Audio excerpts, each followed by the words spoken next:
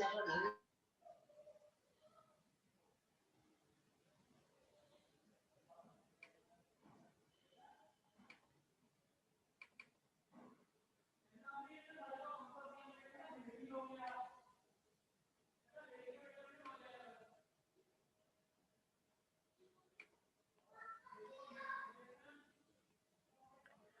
वालेकुम स्टूडेंट्स, आज हम जो टॉपिक डिस्कस करने जा रहे हैं that is isomerisms in coordination compounds. आप लोगों ने आइसोमरिज्म की डेफिनेशन जो है वो कई मरतबा सुनी है कि अगर कंपाउंड्स का मॉलिक्यूलर फार्मूला सेम हो लेकिन स्ट्रक्चरल फार्मूला इनका डिफरेंट हो तो इस प्रोसेस को आइसोमरिज्म कहते हैं और कंपाउंड्स को हम आइसोमर बोलते हैं। जिस तरह आप लोगों ने ऑर्गेनिक केमिस्ट्री में आइसोमरिज्म पढ़ा है, कोऑर्डिनेशन कंपाउंड्स हैं उनमें भी आइसोमरिज्म होती है। अब जो कोऑर्डिनेशन कंपाउंड्स हैं वो दो तरह के आइसोमरिज्म शो करते हैं, एक स्ट्रक्चरल आइसोमरिज्म है और एक स्टीरियो आइसोमरिज्म है। स्ट्रक्चरल आइसोमरिज्म में क्या होता है, compound with different connections between atoms, यानी इनका मॉलिक्यूलर फार्मूला सेम होता है लेकिन मॉलिक्यूल के अंदर एटम्स की जो कनेक्टिविटी है वो डिफरेंट होती है। लेकिन स्टीरियो आइसोमरिज्म में क्या होता है जी, compounds with same connectivity but different spatial arrangement, यानी इनका मॉलिक्यूलर फार्मूला सेम होगा, स्ट्रक्चरल फार्मूला भी सेम होगा, इनमें एटम्स की कनेक्टिविटी भी सेम होगी, लेकिन जो ग्रुप्स हैं उनकी 3 डायमेंशन में जो उनकी अरेंजमेंट है वो डिफरेंट होगी। तो आज हम जो आइसोमरिज्म डिस्कस करने जा रहे हैं that is structural isomerism. Structural isomerism में मैंने क्या बताया, अगर कंपाउंड्स का मॉलिक्यूलर फार्मूला सेम हो लेकिन जो कंपाउंड्स हैं उनके अंदर एटम्स की कनेक्टिविटी जो है वो डिफरेंट हो तो that is called as structural isomerism, जिसे आपने 9th 10th इसके अलावा फर्स्ट ईयर सेकेंड ईयर में पढ़ा हुआ है कि अगर कंपाउंड्स का मॉलिक्यूलर फार्मूला सेम हो लेकिन उनका स्ट्रक्चरल फार्मूला जो है वो डिफरेंट हो तो इसे स्ट्रक्चरल आइसोमरिज्म बोला जाता है। अब स्ट्रक्चरल आइसोमरिज्म जो है उसकी हमने फर्दर टाइप्स डिस्कस करनी है कि कोऑर्डिनेशन कंपाउंड जो है वो स्ट्रक्चरल आइसोमरिज्म कौन कौन से शो करते हैं। फर्स्ट टाइप जो है वो कन्फर्मेशन आइसोमरिज्म है। कन्फर्मेशन आइसोमरिज्म में क्या होता है जी, in this isomerism two isomer have different geometries but are otherwise identical. यहाँ पर दो डिफरेंट कंपाउंड्स होंगे, उनमें मेटल के साथ जो है वो लिगेंड्स सेम जुड़े होंगे लेकिन जो मेटल है उसकी जो हाइब्रिडाइजेशन है वो डिफरेंट होगी, या आप कह लें कि जो कॉम्प्लेक्सेस हैं या जो कोऑर्डिनेशन कंपाउंड्स हैं उनकी ज्योमेट्री डिफरेंट होगी। अब यहाँ पर उन्होंने एक कॉम्प्लेक्स लिखा हुआ है Ni, यहाँ पर जो है Ni के साथ दो ये लिगेंड जुड़े हुए हैं पी इथाइल और दो फिनाइल। मिसाल के तौर पर यहाँ पर आप देख लें कि मिसाल के तौर पर निकल जो है वो सेंट्रल मेटल है, निकल के ऊपर जो है +2 चार्ज है। अब इसके साथ जो है क्या जुड़ा हुआ है जी, इसके साथ आप कह लें जी कि हमारे पास जो है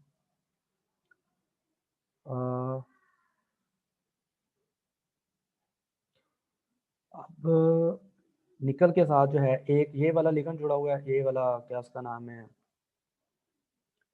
एक आप कर लें फास्फोरस है, फास्फोरस के साथ एक इथाइल लगा हुआ है, इथाइल ग्रुप, और दो जो है फिनाइल लगे हुए हैं। ठीक है, अब एक ये आइसोमर कर लें, ठीक है, इसी तरह एक और आइसोमर कर लें पी, इसके साथ एक ये इथाइल है, दो इसके साथ क्या लगे हुए हैं फिनाइल, और यहाँ पर आप इसको 3 कर लें, ये भी फास्फोरस है, इसके साथ ये इथाइल लगा हुआ है और ये फिनाइल है, ये वाला फिनाइल है। यानी आप इसको कह सकते हैं कि इथाइल डाइफिनाइल फॉस्फीन, ये कितने लगे हुए हैं, इथाइल डाइफिनाइल फॉस्फीन 1 2 और ये 3, और एक लगा हुआ है इसके साथ ब्रोमाइड। अब इस कॉम्प्लेक्स की आपको क्या ज्योमेट्री नजर आ रही है, इस कॉम्प्लेक्स की आप जो ज्योमेट्री नजर आ रही है दैट इज टेट्राहेड्रल। ठीक है, अब ये वाला जो है ये टेट्राहेड्रल ज्योमेट्री वाला है। इसमें एक और ज्योमेट्री पॉसिबल है, that is square planar. Square planar में क्या होगा, ये सेंट्रल मेटल है, इसके ऊपर सेम ऐसे ही +2 चार्ज है, यहाँ पर आप कह लें कि ब्रोमाइड लगा हुआ है, यहाँ पर जो है ये हमारे पास इथाइल डाईमिथाइल डाईफिनाइल फॉस्फीन, ये डाईफिनाइल फॉस्फीन, ये एक इस तरह, ये फास्फोरस के साथ इथाइल और 2 फिनाइल, और यहाँ पर भी ऐसे ही फास्फोरस के साथ इथाइल और 2 जो हैं फिनाइल ग्रुप लगे हुए हैं। अब यहाँ पर जो है निकल की जो ज्योमेट्री है, इस कॉम्प्लेक्स की जो ज्योमेट्री है, निकल की तो नहीं कहना चाहिए, निकल के साथ जो लगे हुए लिगेंड्स हैं, ये जो ओवरऑल कॉम्प्लेक्स बना रहे हैं, इसकी जो ज्योमेट्री है वो स्केयर प्लेनर है, और इस कॉम्प्लेक्स में आपको जो ज्योमेट्री नजर आ रही है दैट इज टेट्राहेड्रल। अब यहाँ पर क्या है, सेंट्रल मेटल जो है वो सेम है, सही है, इसके साथ लगे हुए जो लिगेंड्स हैं वो भी सेम है, लेकिन यहाँ जो ज्योमेट्री है दैट इज टेट्राहेड्रल, यहाँ पर इस लिगेंड का इस लिगेंड के साथ जो एंगल बन रहा है दैट इज अप्रोक्सीमेटली 109.5 डिग्री, और यहाँ पर जो इस लिगेंड का इस लिगेंड के साथ जो एंगल बनेगा दैट इज 90 डिग्री। ठीक है, ये वाली शेप कौन सी है, टेट्राहेड्रल। अब ये वाला जो कॉम्प्लेक्स है ना, ये दोनों जो कॉम्प्लेक्स हैं, यहाँ पर सेंट्रल मेटल की जो हाइब्रिड स्टेट है दैट इज sp3, और यहाँ पर जो हाइब्रिड स्टेट है दैट इज dsp2। अब वो कहता है कि ये जो पहले वाला कॉम्प्लेक्स है, ये बेसिकली इसका कलर जो है दैट इज ग्रीन, और ये पैरामैग्नेटिक है, और दूसरे वाला जो कॉम्प्लेक्स है इसका कलर जो है ब्राउन है, और ये जो कॉम्प्लेक्स है इसमें डायमैग्नेटिक करेक्टर है। डायमैग्नेटिक का मतलब है यहाँ पर जो है सारे के सारे इलेक्ट्रॉन पेयर्ड हैं और मेटल के, और यहाँ पर जो है इसमें अनपेयर्ड इलेक्ट्रॉन्स हैं, जिसकी वजह से ये मैग्नेट इसको अपनी तरफ अट्रैक्ट करेगा, और इसकी नेचर जो है वो पैरामैग्नेटिक होगी।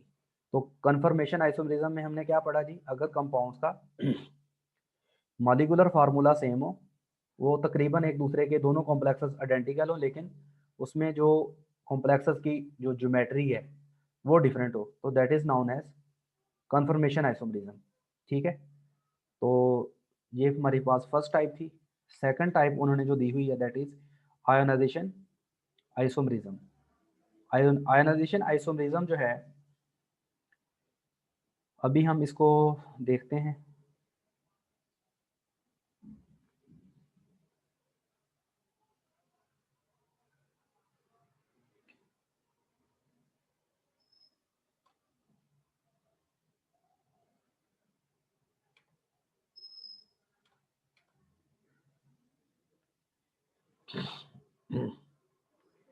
अब आयोनाइजेशन आइसोमेरिज्म में अगर आप यहाँ पर देखें, ये हमारे पास ये वाला कॉम्प्लेक्स है और ये वाला कॉम्प्लेक्स है। अगर आप इनमें गौर करें, यहाँ पर सेंट्रल मेटल जो है कोबाल्ट है, इसमें भी सेंट्रल मेटल कोबाल्ट है।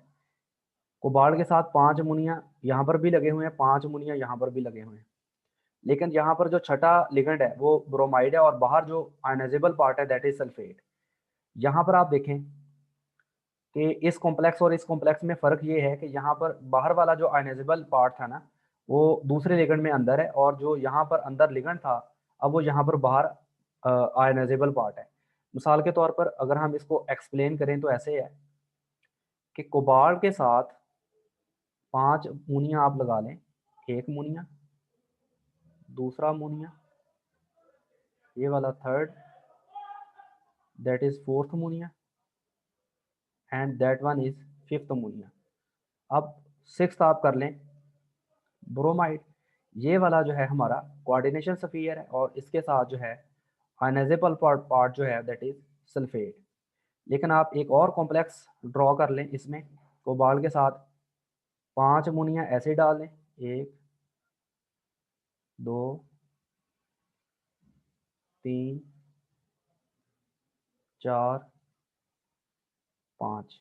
लेकिन इसमें और इसमें आपने फ़र्क ये करना है कि यहाँ पर जो एक लिगेंड है जो ये वाला है, इसको आपने आयनाइजेबल बना देना है, और जो आयनाइजेबल पार्ट था उसको एज अ लिगेंड बना देना है। यानी यहाँ पर आप इसको सल्फेट को एज अ लिगेंड जोड़ देंगे और जो ये वाला लिगेंड था इसको आयनाइजेबल पार्ट कर देंगे। तो इस तरह आप सेकंड एग्जांपल में देखें, सेकंड एग्जांपल में कोबाल्ट जो है उसके साथ 4 अमोनिया लगे हुए हैं, एक अमोनिया, दूसरा अमोनिया, इसके अलावा आप कर लें ये वाला जो है थर्ड अमोनिया कर लें, आप ये वाला आप फोर्थ अमोनिया कर लें, और 2 क्लोराइड लगे हुए हैं, एक ये आप क्लोराइड कर लें और एक आप ये वाला क्लोराइड कर लें, और बाहर वाला जो पार्ट है that is nitrite. Nitrite part जो है आयनाइजेबल है, ठीक है, और 2 क्लोराइड और 4 जो अमोनिया कोबाल्ट के साथ लगे हुए हैं ये एज अ लिगेंड जुड़े हुए हैं और ये नॉन आयनाइजेबल है। लेकिन इसी का आप जो है वो आइसोमर जब बनाएंगे, आयनाइजेशन आइसोमर, वो क्या होगा, यहाँ पर जो है 4 अमोनिया एज इट इज रहने दें, 1 2 3 4, और एक क्लोराइड एड इज रहने दें, और यहाँ पर जो नाइट्रेट जो अनएजेबल पार्ट था, नाइट्रेट नहीं सॉरी नाइट्राइट, नाइट्राइट जो अनएजेबल पार्ट था तो यहाँ पर आपने एज आ लिगेंड जोड़ देना है नाइट्राइट को, और जो क्लोराइड था जो एज आ लिगेंड जुड़ा हुआ था उसको आपने आयनाइजेबल पार्ट बना देना है, यानी कोऑर्डिनेशन स्फीयर से बाहर डाल देना है। तो ये इनमें फ़र्क होगा, ठीक है। अगर हम अब इसको डिफाइन करें तो आप इसको इस तरह डिफाइन कर सकते हैं, यहाँ पर आप देखिए the complexes compounds showing ionizable isomerism are called ionization isomers. So these compounds are called, आप कह सकते हैं कि ionization isomer, these isomers have same molecular formula but are produced when ligands given in a coordination sphere and anion present outside the coordination sphere are exchanged with each other. यहाँ पर जो coordination sphere के अंदर वाला जो हमारे पास ligand होगा वो बाहर वाले ionizable जो पार्ट है या ionizable anion जो है उसके साथ एक्सचेंज हो जाएगा। मतलब आपने जो लिगेंड था उसको आयनाइजेबल पार्ट बना दिया और जो आयनाइजेबल पार्ट था उसको लिगेंड बना दिया। तो यहाँ पर आप थर्ड एग्जांपल में भी देख सकते हैं कि प्लैटिनम के साथ जो है यहाँ पर क्या लिया हुआ है, 4 अमोनिया एज अ लिगेंड जुड़े हुए हैं और 2 क्लोराइड लिगेंड के तौर पर जुड़े हुए हैं, 2 ब्रोमाइड जो हैं वो बाहर हैं, आयनाइजेबल हैं। ये वाला बाहर जो आयनाइजेबल पार्ट है वो 2 ब्रोमाइड पे मुश्तमिल है। लेकिन आप यहाँ पर देखें प्लैटिनम के साथ 4 अमोनिया वैसे के वैसे ही हैं, लेकिन जो बाहर वाले आयनाइजेबल ब्रोमाइड थे वो अंदर अब लिगेंड है, और अंदर वाले जो लिगेंड थे 2 क्लोराइड वो अब बाहर जो है आयनाइजेबल क्लोराइड्स हैं। तो यहाँ पर आपने क्या किया, जो लिगेंड्स हैं उनको बाहर वाले आयनाइजेबल अनाइन से क्या किया, एक्सचेंज कर दिया। तो ऐसा जो आइसोमरिज्म होगा उसे हम बोलेंगे आयनाइजेशन आइसोमरिज्म। तो नेक्स्ट जो है वो दैट इज हाइड्रेट आइसोमरिज्म। मैं इस जो मैंने लिखा है इसको ज़रा रेज कर लूँ।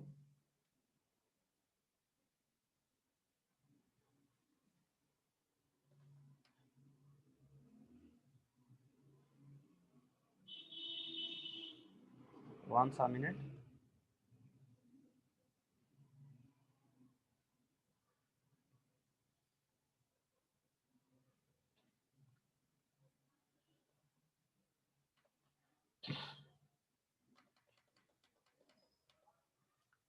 बेटा जो हमारे पास नेक्स्ट है दैट इज हाइड्रेट आइसोमरिज्म।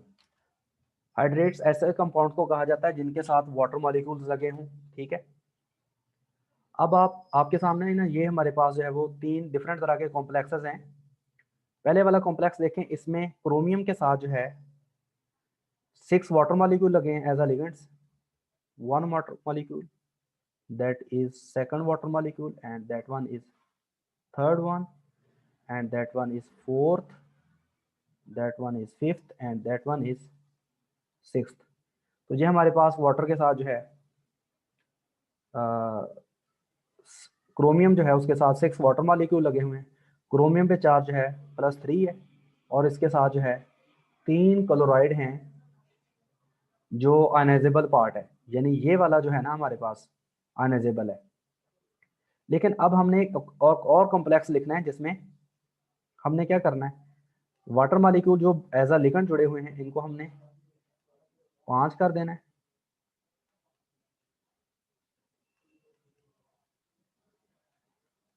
ये हमारे पास जो है 5 water molecule as a ligand है और 1 क्लोराइड एज अ लिगेंड है, और 2 क्लोराइड आयनाइजेबल है और एक वाटर जो है वो इस कॉम्प्लेक्स के साथ लगा हुआ है, ठीक है, इसको हाइड्रेट कर रहा है। अब यहाँ पर बेसिकली आयनाइजेशन आइसोमरिज्म की तरह क्या हुआ है, हमने आयनाइजेबल जो पार्ट है, बाहर वाला आयनाइजेबल पार्ट, उसको अंदर वाले लिगेंड के साथ एक्सचेंज कर दिया, यानी water is exchange with the chloride. लेकिन हमने वो वाटर निकाल के उसको बाहर लिख दिया है और बाहर वाला जो एक क्लोराइड था उसको अंदर कर दिया है, ठीक है। अब ये वाला जो कंपाउंड है ना, ये हाइड्रेट है। हाइड्रेट इसे इसलिए कह रहे होंगे इसके साथ वाटर मॉलिक्यूल लगा हुआ है, ठीक है। अब ये वाटर मॉलिक्यूल जो है ना, अगर इसको हीट करते हैं तो ये मतलब जो है एवेपोरेट हो जाएगा। लेकिन ये जो वाटर मॉलिक्यूल्स हैं ये एवेपोरेट नहीं होंगे, क्योंकि बिकॉज ये एज अ लिगेंड जुड़े हुए हैं और ये एज अ यूनिट बना रहे हैं। अब ये वाला जो वाटर है वो इस यूनिट से, इस कॉम्प्लेक्स कोऑर्डिनेशन स्फीयर से बाहर है, ठीक है। अगर आप इसी तरह एक और हमारे पास कॉम्प्लेक्स अगर आप ड्रॉ करें, इसमें हम देख सकते हैं कि क्रोमियम है, इसके साथ कितने वाटर मॉलिक्यूल लगे हुए हैं, एक, ये वाला दूसरा, ये वाला तीसरा, और इसके अलावा ये वाला आप वाटर कर लो चौथा। यहाँ पर हम बाहर से दो क्लोराइड अंदर ले आए, एक क्लोराइड बाहर आ जाएगा, और इसके अलावा दो वाटर भी बाहर चले जाएंगे। अब इसके साथ वाटर ऑफ क्रिस्टलाइजेशन 1 है, इसके साथ वाटर ऑफ क्रिस्टलाइजेशन जो है वो कोई भी नहीं है, और इसके साथ वाटर ऑफ क्रिस्टलाइजेशन कितने हैं, 2 हैं। तो ये हमारे पास क्या, ये बेसिकली आयनाइजेशन आइसोमरिज्म की तरह ही है। यहाँ पर हमने क्या किया है, कॉम्प्लेक्स के अंदर से वाटर को एज अ लिगेंड हटा के बाहर as a water of crystallization लगा दी है, और बाहर से एक आयनाइजेबल जो पार्ट है उसको अंदर परमानेंटली उसको लिगेंड के तौर पर जोड़ दिया। यहाँ पर हमने बाहर से एक क्लोराइड को अंदर के एक वाटर से रिप्लेस किया, एक वाटर हमने बाहर लिख दिया। यहाँ पर हमने इस कॉम्प्लेक्स में क्या किया, दो क्लोराइड जो हैं उनको बाहर से अंदर एज अ लिगेंड अटैच कर दिया, और दो वाटर को हमने बाहर लिख दिया। यहाँ वाटर ऑफ क्रिस्टलाइजेशन 2 है, यहाँ पर वाटर ऑफ क्रिस्टलाइजेशन जो है 1 है, और यहाँ पर वाटर ऑफ क्रिस्टलाइजेशन जो है वो कोई नहीं है। तो ये बेसिकली आयनाइजेशन आइसोमरिज्म की तरह है, लेकिन यहाँ पर जो है वो हमने वाटर को पर्टिकुलरली किसी बाहर आयनाइजेबल पार्ट से रिप्लेस कराना है, और वाटर जो है बाहर एज अ हाइड्रेट की फॉर्म में वो इसके साथ जुड़ जाएगा। पहले ये वाला जो कॉम्प्लेक्स है इसका वो कलर कह रहा है वायलेट है, और दूसरे वाला जो कॉम्प्लेक्स है इसका जो कलर है वो कहता है कि ब्लू ग्रीन है, और तीसरे वाला जो कॉम्प्लेक्स है इसका जो कलर है दैट इज ग्रीन, ठीक है। अब यहाँ पर जो क्लोराइड तीन क्लोराइड हैं जो आयनाइजेबल हैं, इसके साथ दो क्लोराइड हैं जो आयनाइजेबल है, और इसके साथ जो है ओनली 1 क्लोराइड है जो आयनाइजेबल है, ठीक है। मिसाल के तौर पर अगर हम इसका रिएक्शन करवाएं सिल्वर नाइट्रेट से, तो अब इसमें 3 क्लोराइड हैं जो आयनाइजेबल हैं, वो 3 सिल्वर आयन से रिएक्ट करके क्या करेंगे, 3 मोल जो हैं वो सिल्वर क्लोराइड प्रोड्यूस करेंगे, क्योंकि इसमें 3 क्लोराइड जो हैं वो अनएजेबल हैं, ठीक है। तो 3 सिल्वर आयन जो हैं वो 3 क्लोराइड से मिलकर 3 सिल्वर क्लोराइड बना सकते हैं। लेकिन अगर हम इसका रिएक्शन करवाएं सिल्वर नाइट्रेट से, ठीक है, तो यहाँ पर कितने क्लोराइड हैं जो अनएजेबल हैं, इसमें जो है वो 2 क्लोराइड हैं जो अनएजेबल हैं। अगर हम इसका सिल्वर नाइट्रेट से रिएक्शन करवाते हैं तो हमारे पास 2 सिल्वर क्लोराइड आने हैं, और अगर हम इसका रिएक्शन करवाते हैं सिल्वर नाइट्रेट से तो हमारे पास जस्ट 1 सिल्वर क्लोराइड आना है। उसकी वजह क्या है, यहाँ पर जस्ट 1 जो है वो आयनाइजेबल क्लोराइड मौजूद है, ठीक है।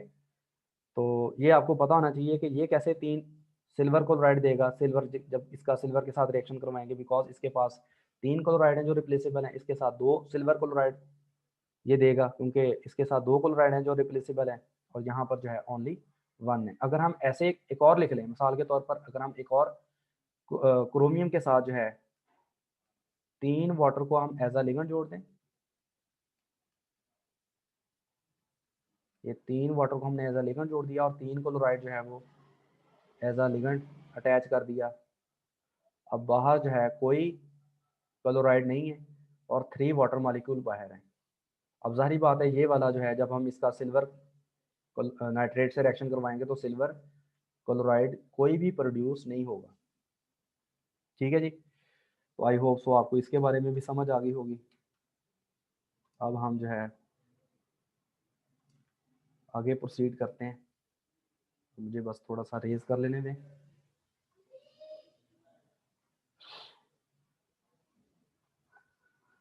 अब जी जो भी क्वेश्चन पूछना है आपने ना लेक्चर के बाद ही पूछना है अलहदा से, या इसको मुझे रेज करने दें, फिर अगर आपका क्वेश्चन होगा वो आप उसको पूछ लेना, लेक्चर के एंड पे पूछना है। लेकिन जब मैं क्वेश्चन का आंसर देने लगता हूँ तो फिर जो है वो उसका टाइम नहीं बचता लेक्चर को वाइंड अप करने का। ठीक है, अपना जो क्वेश्चन है उसको संभाल के रखें अपनी पॉकेट में।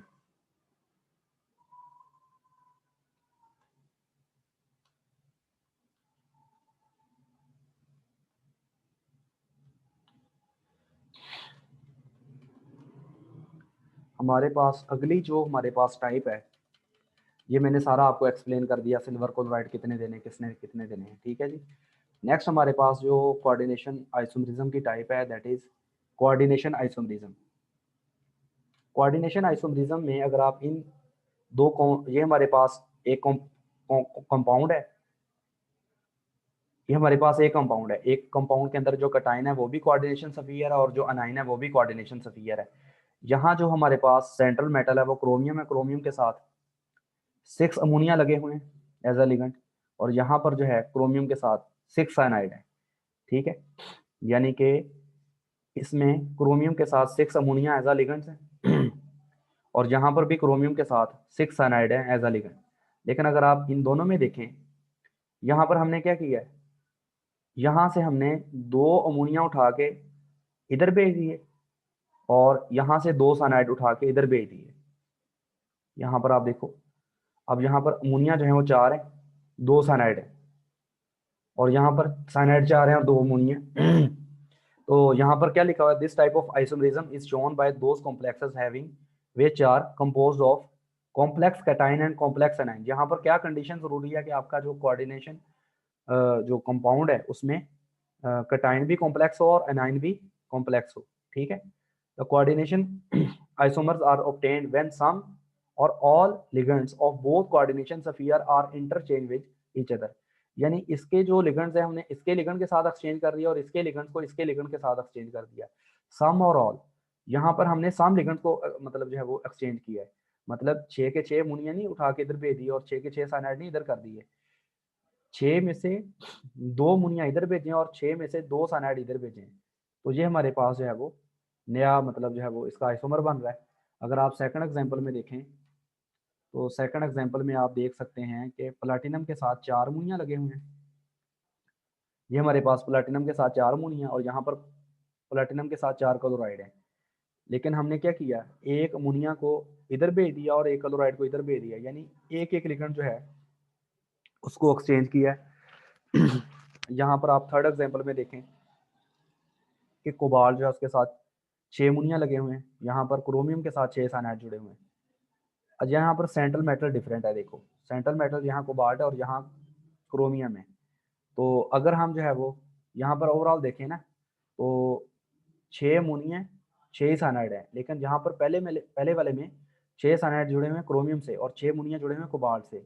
लेकिन अब हम इसको लिखें, इसमें क्या है जी, इसमें जो कोबाल्ट है ठीक है उसके साथ अमोनिया नहीं है, कोबाल्ट के साथ ये वाले साइनाइड है, यानी इसके साइनाइड जो है उठा के हमने इस मेटल के साथ जोड़ दिया और इसके जो 6 अमोनिया थे कोबाल्ट के साथ 6 अमोनिया उनको हमने किसके साथ जोड़ दिया, क्रोमियम के साथ जोड़ दिया। इसमें क्या कंडीशन है जी, आपका कोऑर्डिनेशन जो कंपाउंड होगा उसमें कैटाइन भी कॉम्प्लेक्स होगा और अनाइन भी कॉम्प्लेक्स होगा। अगर आप जो है वो कैटाइनिक कॉम्प्लेक्स के जो सम लिगेंड्स हैं या ऑल लिगेंड्स उनको अनाइन के कॉम्प्लेक्स के लिगेंड्स के साथ रिप्लेस कर दें और अनाइन के कॉम्प्लेक्स वाले जो लिगेंड्स हैं उनको कैटाइनिक कॉम्प्लेक्स के जो लिगेंड्स हैं उनके साथ मतलब जो है अगर इंटरचेंज कर दिया जाए तो इससे हमारे पास जो है कोऑर्डिनेशन आइसोमरिज्म वो आता है। और फिर जो है जी नेक्स्ट दिया हुआ है कोऑर्डिनेशन पोजीशन आइसोमरिज्म। अब कोऑर्डिनेशन पोजीशन आइसोमरिज्म को आप समझने के लिए यहाँ पर आप एग्जांपल पे आ जाएं तो यहाँ पर उन्होंने लिखा हुआ है कि हमारा जो सेंट्रल मेटल है वो कोबाल्ट है, यहाँ पर भी सेंट्रल मेटल कोबाल्ट है, लेकिन यहाँ पर कोबाल्ट पे चार्ज है 3 और यहाँ पर कोबाल्ट पे चार्ज है जी 4। यानी ये दोनों जो कोबाल्ट हैं ये सेम चार्जेस वाले नहीं है, ये डिफरेंट चार्जेस वाले हैं। ठीक है, यहाँ पर चार्ज है 3 और यहाँ चार्ज है 4। अब इसके साथ अमाइडो लिगेंड लिखा हुआ है, ब्रिजिंग लिगेंड के तौर पर यहाँ ऑक्सो लगा हुआ है। ठीक है, एज अ ब्रिजिंग लिगेंड, ये ब्रिजिंग लिगेंड है। ठीक है, अब हो गया रहा जी, हो ये रहा है, यहाँ पर देखें जो कोबाल्ट है उसके साथ 4 अमोनिया लगे हुए हैं और यहाँ पर कोबाल्ट के साथ जो है दो मुनिया दो क्लोराइड लगे हुए हैं, और ये वाले दो क्लोराइड जो हैं वो बाहर हैं, ये अनएजेबल है, इसको हम फोकस नहीं करेंगे, सिर्फ इस कॉम्प्लेक्स को आपने फोकस करना है। यहाँ पर कोबाल्ट के साथ चार मुनिया लगे हुए हैं और इस कोबाल्ट के साथ दो मुनिया दो क्लोराइड लगे हुए हैं, ठीक है। अगर आप इसमें देखें इसमें क्या है जी, इसमें हमारे पास जो है, अगर आप इधर गौर करें, यहाँ पर पहले में क्या था, पहले वाले में यहाँ पर जो है कोबाल्ट के साथ चार मुनिया और कोबाल्ट के साथ यहाँ पर दो मुनिया दो क्लोराइड लगे हुए थे, लेकिन यहाँ पर क्या है, यहाँ पर जो हमारे पास कोबाल्ट है एक मिनट ज़रा, ये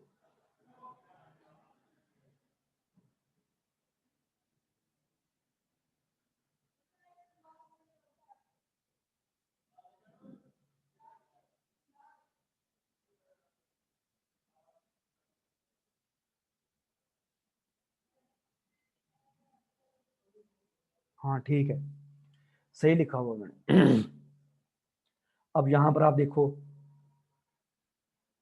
इस कोबाल्ट के साथ चार मुनिया, इस कोबाल्ट के साथ जो है दो मुनिया दो क्लोराइड है, लेकिन यहाँ पर उन्होंने क्या किया है, यहाँ पर जो है, यहाँ पर दो मुनिया थे दो मुनिया दो क्लोराइड थे, लेकिन यहाँ से उन्होंने एक मुनिया को उठा के इधर कर दिया, यानी यहाँ पर मुनिया की तादाद चार से कितनी कम हो गई है, तीन हो गई है, और एक क्लोराइड को इधर भेज दिया,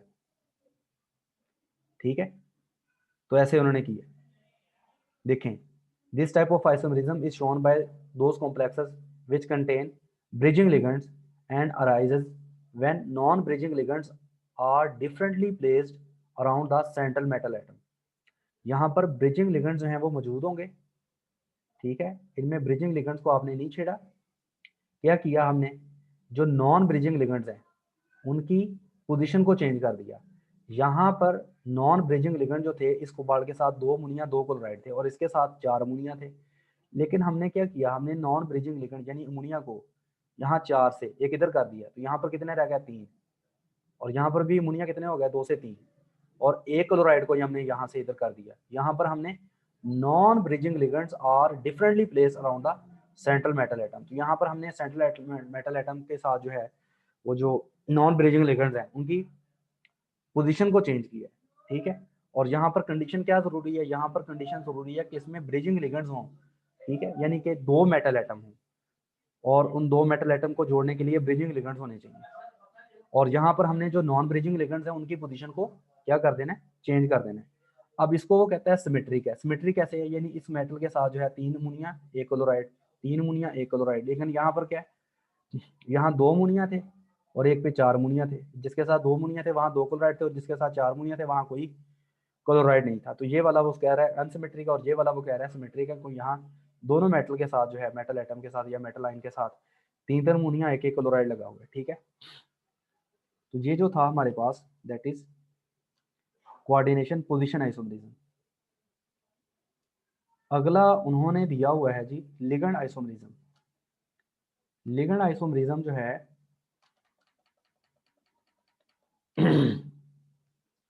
इसको समझने के लिए लेट्स से हमारे पास दो लिगेंड्स हैं, ये भी बाइडेंटेड लिगेंड है, ये भी बाइडेंटेड लिगेंड है। यहाँ पर तीन कार्बन वाली चेन है, CH2 CH CH3 CH2 CH2 CH2, ये भी तीन कार्बन वाली चेन है। यहाँ पर देखें दो अमाइनो ग्रुप जो हैं वो साथ साथ लगे हुए हैं, 1,2 डाइनोमाइनो प्रोपेन है, और ये वाला जो है सेकंड कार्बन पे अमाइनो नहीं है, ये एक 1 पे आना और एक 3 पे आना है, 1,3 डाइमाइनो प्रोपेन आना है। 1,2 डाइमाइनो प्रोपेन को वो कहता है PN और 1,3 डाइमाइनो प्रोपेन को कहता है वो TN। तो मतलब इसके उन्होंने ये सिंबल दिए हुए हैं, यानी ये दोनों जो हैं बाइडेंटेड लिगेंड्स हैं। इसके पास भी दो माइनो हैं डेंटेशन करने के लिए, इसके पास भी दो माइनो हैं डेंटेशन करने के लिए। तो अब हम नीचे एग्जांपल पे आते हैं। अब ये देखें, इसमें लिगेंड्स हैं वो एज अ आइसोमर हैं, यानी दोनों सेम लिगेंड्स नहीं है, इनमें कार्बन की तादाद और हाइड्रोजन और नाइट्रोजन की तादाद इन दोनों में सेम है। लेकिन यहाँ पर क्या है, यहाँ पर दोनों जो हमारे पास जो मतलब जो डोनर एटम्स हैं वो साथ साथ वाली कार्बन पे लगे हुए हैं, और यहाँ पर जो डोनर एटम है वो एक कार्बन पे लगा और एक जो है एक कार्बन छोड़ के थर्ड कार्बन पे लगा हुआ है। अब अगर मेटल के साथ ये लिगेंड जुड़ता है तो जाहिर बात है इसे अलग तरह का आइसोमर बनना है, और अगर ये वाला सेकंड वाला लगता है, तो इससे अलग तरह का मतलब जो है वो हमारे पास कंपाउंड बनना है, कोऑर्डिनेशन कंपाउंड बनना है। लेट्स से हम इसको थोड़ा सा डिटेल से देख लेते हैं।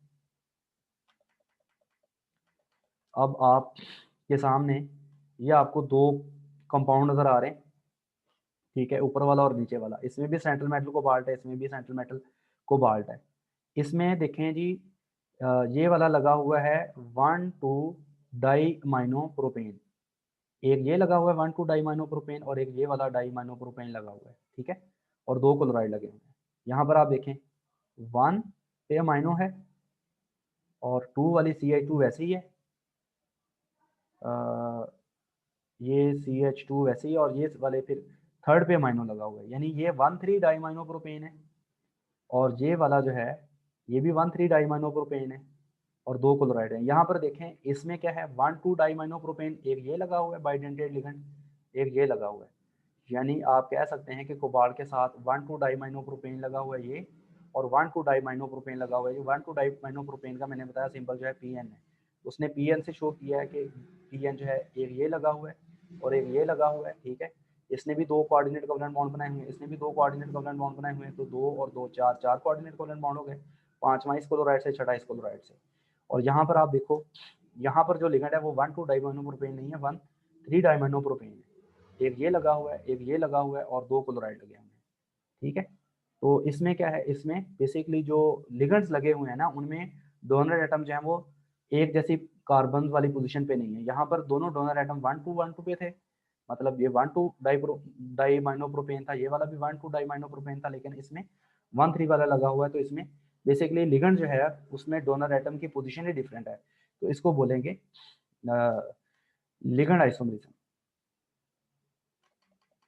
तो ये बेसिकली आपके सामने लिगेंड आइसोमरिज्म था। अब हमारे पास लास्ट में जो एग्जांपल है दैट इज पॉलीमेराइजेशन आइसोमरिज्म।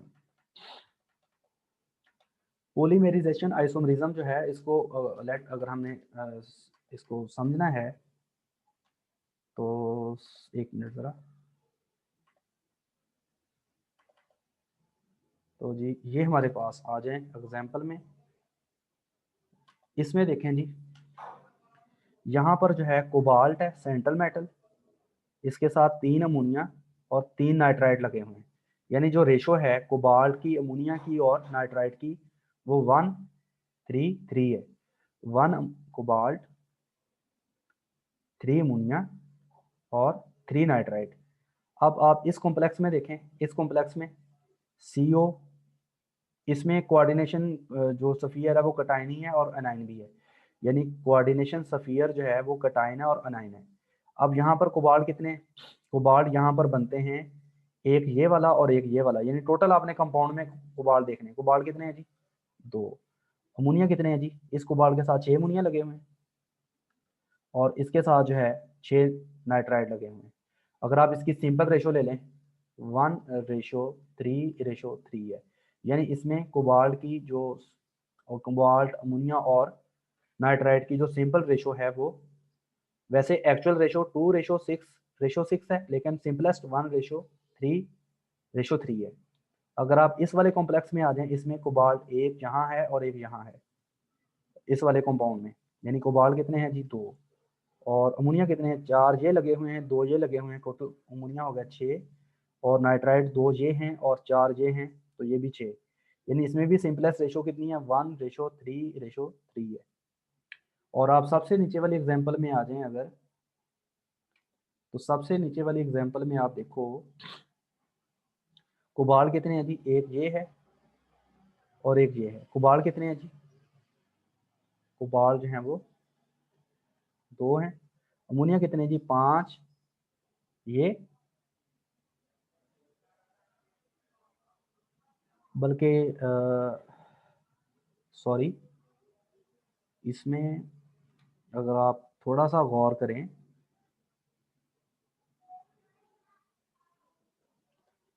तो यहाँ पर आप देख सकते हैं कि ये वाला जो हमारे पास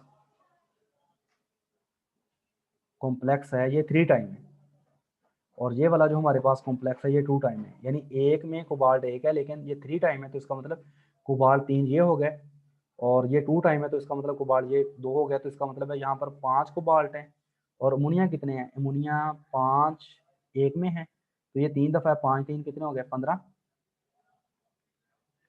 15 अमोनिया हो गया। और नाइट्राइड कितने हैं जी, एक में एक है लेकिन 3 में 3 हो गए, और इसमें एक में 6 है, तो लेकिन 2 हैं, 2 में कितने होंगे 6 2 12 और 3 15। और इसमें भी अगर आप सिंपलेस्ट रेशो दें लें 1:3:3 है, यानी यहाँ पर मेटल की और लिगेंड की जो सिंपलेस्ट रेशो आनी है ना, वो सब में सेम आनी है। ठीक है, तो इसमें ऐसे लगता है कि यहाँ पर ये वाला जब कॉम्प्लेक्स है, जब ये वाला कॉम्प्लेक्स या ये वाला कॉम्प्लेक्स बनाया गया ना, तो इसमें हमने मेटल और लिगेंड्स की तादाद को डबल कर लिया। यानी यहाँ पर मेटल कितना था 1, अमोनिया 3 और नाइट्राइड 3, लेकिन यहाँ पर इन दोनों में जो मेटल है वो 1 से हमने डबल करके कितना कर लिया 2, अमोनिया 3 से डबल करके कितने कर लिए 6, और नाइट्राइड भी 3 से डबल करके कितने कर लिए 6। यानी मेटल को डबल कर लिया 2 हो गए, अमोनिया को डबल कर लिया 6 हो गए, और नाइट्राइड को भी डबल कर लिया 6 हो गए। यानी ये वाला जो कॉम्प्लेक्स है ये बेसिकली डाइमर है इस कॉम्प्लेक्स का, जिसे हम कहते हैं ना पॉलीमेराइजेशन। यानी अगर कोई यूनिट जो है वो 2 टाइम रिपीट हो तो हम कहते हैं डाइमर है, अगर हम कहते हैं कोई यूनिट 3 टाइम रिपीट हो तो उसको कहते हैं ट्राइमर, और अगर 5 दफ़ा रिपीट हो तो उसे हम कहते हैं पेंटामर, 2 दफ़ा रिपीट हो तो उसे कहते हैं पॉलीमर। तो ये वाला जो कॉम्प्लेक्स है इसमें आप देखें टोटल मेटल कितने हैं, एक में एक है, 3 में 3 है, और ये 2 में एक में 2 है और 2 में 2, यानी टोटल मेटल मैंने बताया यहाँ पर 5 है। अमोनिया कितने हैं 5 3 15, 15 अमोनिया हो गए, और नाइट्राइड कितने हैं, एक में एक है, 3 में 3, और इसमें एक में 5 हैं, एक में 6 हैं, और 2 में कितने हैं 12, 6 2 12, और 3 कितने होंगे 15। तो यहाँ पर आपको ये लग नहीं रहा कि ये वाला जो कॉम्प्लेक्स है ये बेसिकली इस कॉम्प्लेक्स में हमने मेटल को कितने टाइम रिपीट किया, मेटल को हमने रिपीट किया 5 टाइम, ठीक है, और अमोनिया को भी 5 टाइम, और नाइट्राइड को भी 5 टाइम, क्योंकि इसको एक को 5 अरब दें, 5 5 5 5 3 15 और 5 3 15, यानी ये वाला जो कॉम्प्लेक्स है इस वाले कॉम्प्लेक्स के 5 टाइम रिपीट होने से ये बन रहा है। लेकिन सब में क्या है, सब में जो मेटल और लिगेंड की जो सिंपलेस्ट एटॉमिक रेशो है वो तमाम में सेम है। ठीक है, तो ऐसे आइसोमरिज्म को हम कहते हैं पॉलीमेराइजेशन आइसोमरिज्म, क्योंकि इसमें ऐसे लगता है कि जो हायर कंपाउंड्स है ना वो सिंपलेस्ट कंपाउंड की पॉलीमेराइजेशन से वजूद में आए हैं। ठीक है, आई होप सो आप लोगों को क्लियर हो गया होगा। क्वेश्चन है 2 मिनट, अगर किसी का कोई क्वेश्चन, टाइम है 2 मिनट, अगर किसी का कोई क्वेश्चन हो वो पूछ ले, अब पूछ लें क्वेश्चन।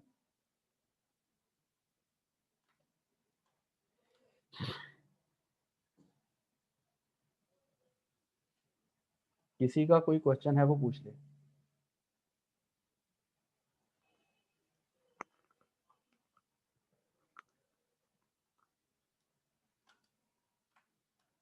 अब नहीं उसने क्वेश्चन पूछना, क्या उसका नाम है दूसरे का, जुबैर।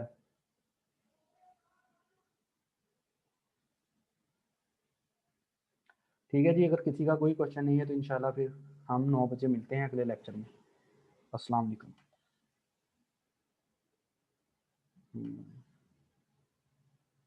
Thank you.